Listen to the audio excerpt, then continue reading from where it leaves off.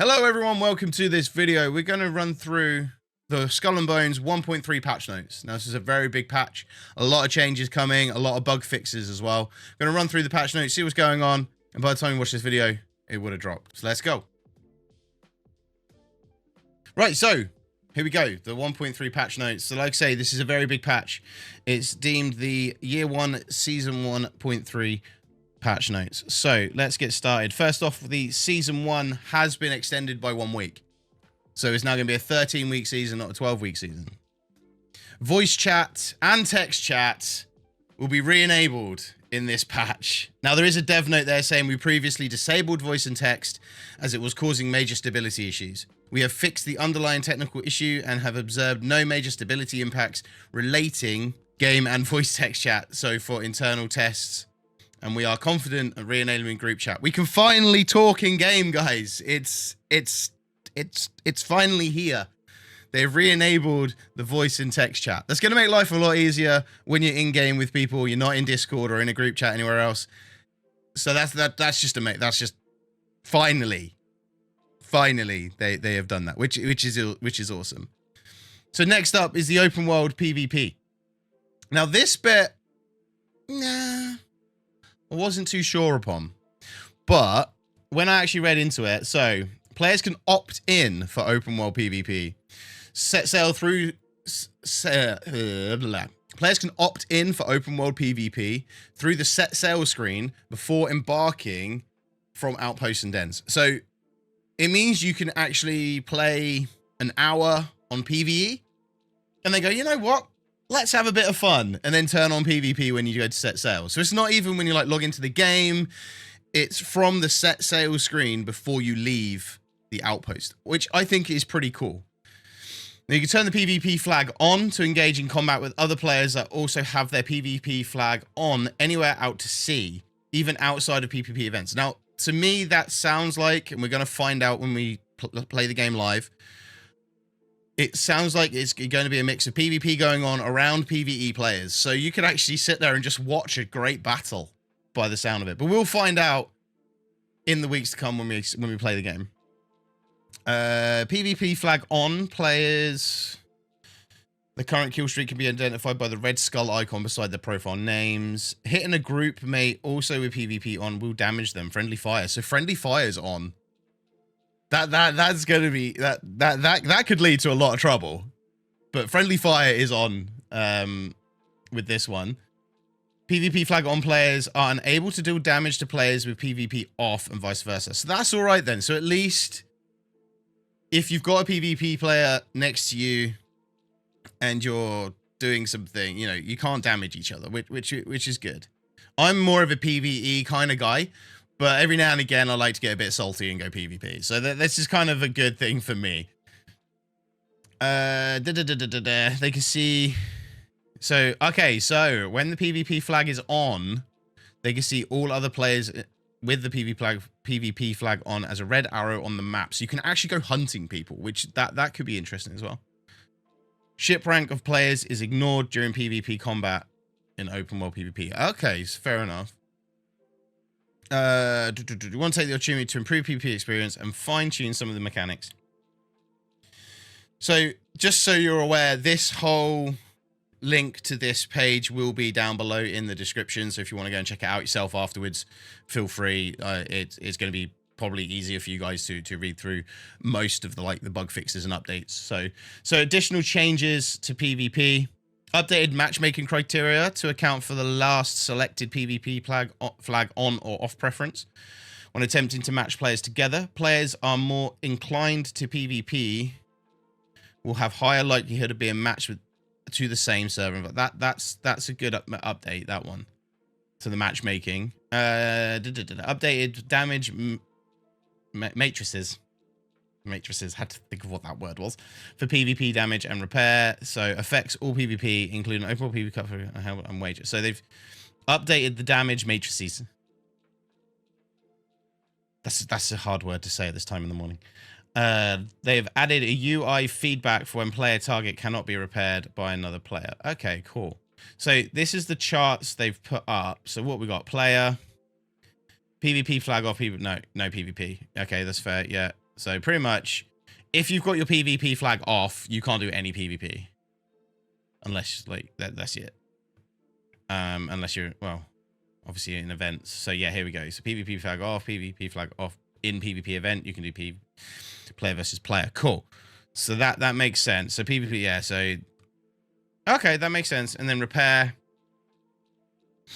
Obviously, it's basically the opposite way around to that. It is the opposite way around to near enough. So you can go and digest this yourselves. That just looking at that as lots of pretty colors.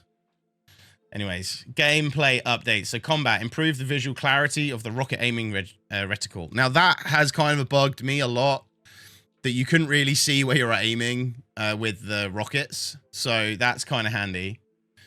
They reduced torn sails effects from the Brigantine's Bullhorn perk from 80 to 40%.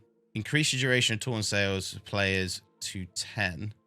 Increase the slow multiplier of torn sails for players from 0.5 seconds to 0.66 seconds. The following gear score changes have been made to make it easier to reach ship rank 12 with a wider variety of builds. Okay, so what that's saying to me then was you had to build your ship a certain way to get to ship rank 12. Now what they're saying is they've made these changes here so you can do more different builds. You don't have to follow the meta, essentially, to get to ship rank 12, which makes sense. They've done gear score threshold, base ship rank points for the Padwakang, and snow ships increased to...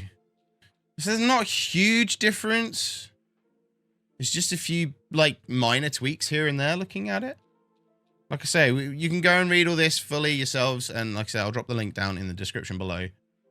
So, activities and events, dev notes. Previously, Cutthroat Cargo was only a few ways players could be exposed to PvP activities, hence it was designed to be an accessible PvP game mode.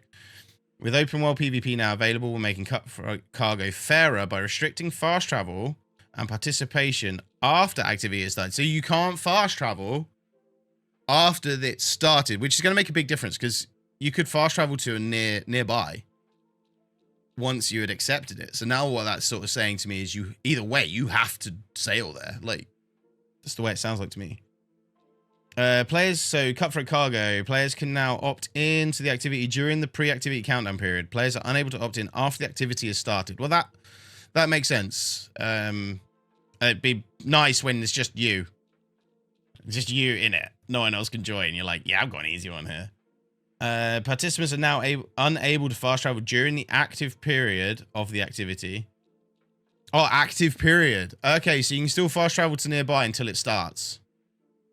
The target outpost destination can only be viewed by participants. And remove the speed debuff for Cutthroat Cargo carrier. Okay. That was a speed debuff? I didn't know that. Well, they removed the speed debuff I wasn't aware of.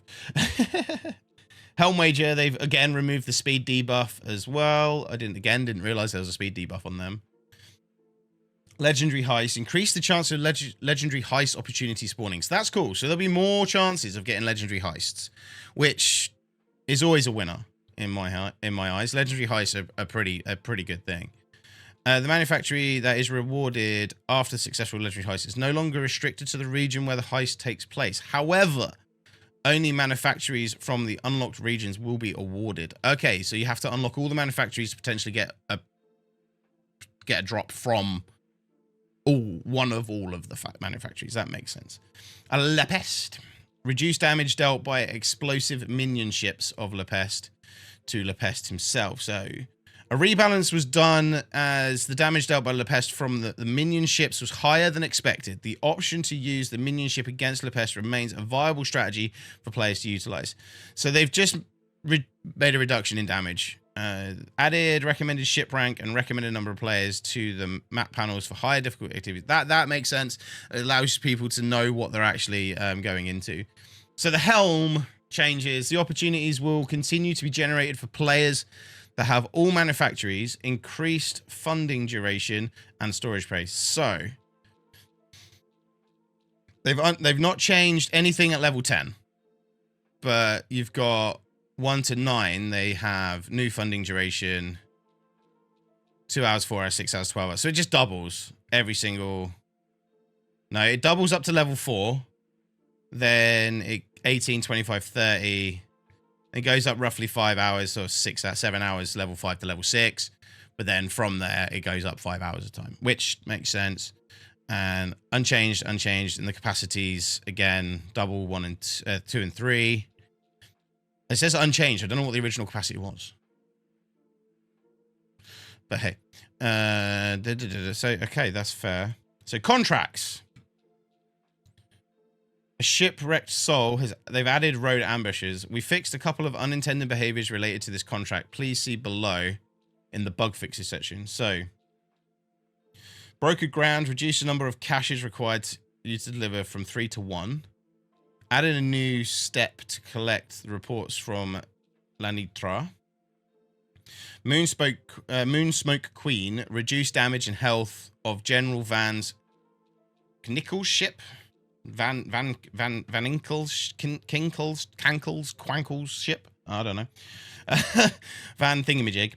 As the final main contract boss was far too difficult to complete as a solo contract and become a point of frustration for even with Unbound support. We've reduced the damage and health since to make it more accessible. That's fair. That's fair. I think I've not got to that point yet, so I'm not overly worried about that. But it's kind of fair in the sense of if it was difficult to do it solo, and you're a solo player, then that makes sense. So, and tools of the trade, they added a new low-level gatherer ship that drops Acacia near St. Anne. Cool. In response to the lack of Acacia spawn points around St. Anne, players can hunt this ship while with a hunting spear to fulfill requirements for the contract. Fair enough. I've not done any of the tools of the trade stuff, I don't think. Inventory and trade. They changed the default open behavior for silver pouches and chests to open all... I have got so many silver chests in my inventory because I had to open them one at a time. I didn't even know how to open all. They've now changed it so you can open all as default. Yes! Right, so they've adjusted outpost vendors, store inventories to be persistent across all different servers and different platforms. That's cool. Added an option for players to cycle inventory whilst in NPC shops in outposts and dens, and allowing players to buy and sell items directly from the that's easier. That there is going to make my life. I've got so much in my warehouse that I could just sell. But I've got to go to the warehouse, get it, and then it was, yeah. That's I'm happy with that. So UI changes. Activity invitations will no longer be shown when players are already in existing activity. Delayed activity notifications in several menus. So they've just put some delays in. We're aware that that more can be done to address overlapping notifications in menus. We're introducing these quick changes while we work on a long-term solution. So they've done something whilst they try and fix the bigger issue. Added signs and feedback when approaching or spyglassing a depleted resource node. Preventing objective tracker from automatically closing if the player manually opened it for various activities. Okay. Didn't know that was an issue. Added settings for hiding HUD elements, including quick action wheel, interaction prompts, stamina gauge, hostility. Okay, all HUD. Oh, so you can hide your HUD. That'd be good for photo mode and stuff. And if you just want to like enjoy the scenery as you sail. Remove the report player button in voyage ended screen. Based on player reports and data, we deem this option was being abused in some scenarios, leading to unfair bans. Players are still able to report players for legitimate reasons through the social menu. Okay, cool. So the world changes. Reduce the wind rotation speed and frequency. Wind rotates by 15 degrees over 10 seconds at an interval 180 seconds. I don't know what the original was, but I did find that was quite annoying. You'd be going along in a straight line, when behind you, next thing you know, wind's in front of you. It was a bit weird. Increased damage and firing frequency of CMC fort towers. No, don't increase damage from towers. No. Make my life easier, please. Reduce damage from towers. Thank you. And increase the loot obtained from Megafort Houston. So, you get more loot from the Megafort Houston. Houston. I don't know how you say it. It's Houston now. But they've also increased damage from DMC Fort Towers. That's not good. That's going to make my life more challenging. I don't want a challenge. I want easy life. Right. Anyway, that's the bulk of the changes that have come with the 1.3 update. So then you've got the updates and bug fixes. Now, to be honest, I didn't realize there was this many issues. There's a lot of fixes. We're not going to go through all of them, okay? Because there's a lot. But what I would suggest is looking at it. First one, graphics. Improved DLSS quality on NVIDIA graphics cards. That's going to help anyone on PC. Now, I struggled to play the game on PC and stream through a one PC setup.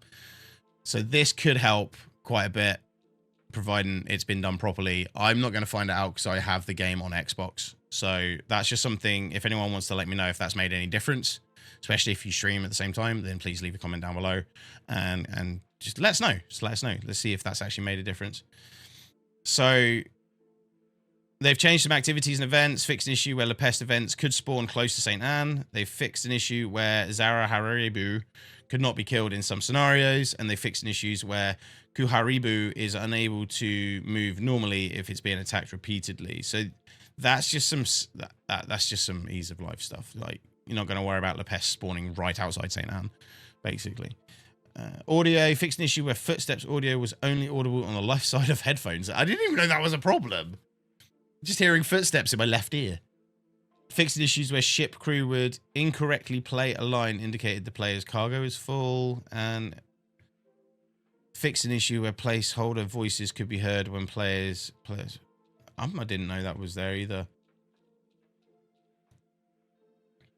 Well, that's handy.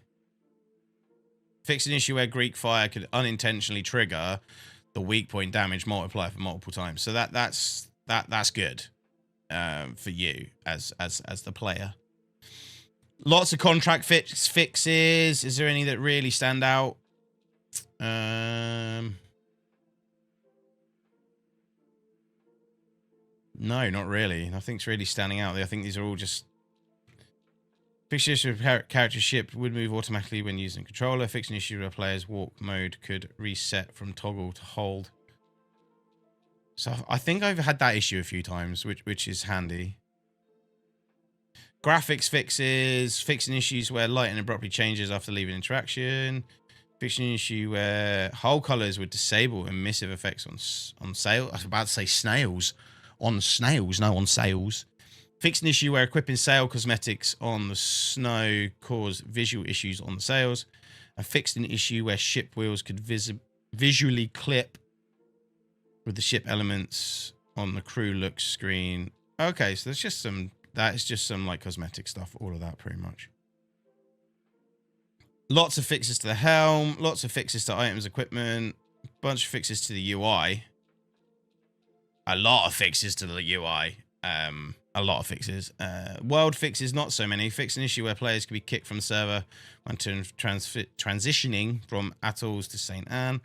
Fixed issues where rogue waves could spawn very close to land, and fixed the periodic rotation of makeshift faction camps. That sentence was so short, but so challenging for me to say for some reason. We previously disabled this feature to encounter an issue where it was causing major server crash. This has since been fixed, and we're ready to re-enable the feature. Okay, fair enough. That was something they removed, I didn't know, and they brought back. Fixed an issue where poor icon network would be shown more often than intended, like the whole stream the other day. No, it wasn't stream. It was in Discord. Ignore me. It was in Discord with community members, where I had the poor network connection up the whole time, and we had no connection issues. PlayStation trophies were not re-earned and locked after meeting requirements due to free trial. Okay. Could not access the ships after crashing. I didn't know that was an issue. Oh, probably after game crashing. Fixed various gameplay exploits. Fixed various crashes. Fixed various performance-related issues and performance frame rate optimization. That's good, especially for PC players. So the frame rate optimizations is always a good thing. One thing I've always struggled with is frame rate. with my build. My PC is not an ideal build for streaming on the same machine as playing a high resolution game. Partly my fault, but hey, we live with it. So yeah, that's good for PC players the most. So changes in previous versions. So that's all the previous patch notes. There we go. So that is it. That's the patch notes for 1.3, which dropped, I'm going to say today, which is the 19th of March, 2024. So hopefully that solves some issues for some people. So that was the patch notes. Hopefully that's interesting for you. It's a bit of a different video. Felt like doing something a bit different this morning. So yeah, we'll see you at some point sailing, I hope. I might blow you up once or twice. Let's see. But anyway, we are live on this channel on Twitch every Monday, Wednesday, and Friday. We do rotate, see, Skull and Bones. I nearly said it again. We do rotate Skull and Bones quite often in the rotation at the moment. I really enjoy the game. So hopefully we'll catch you at sea. And from now, take care. Bye-bye.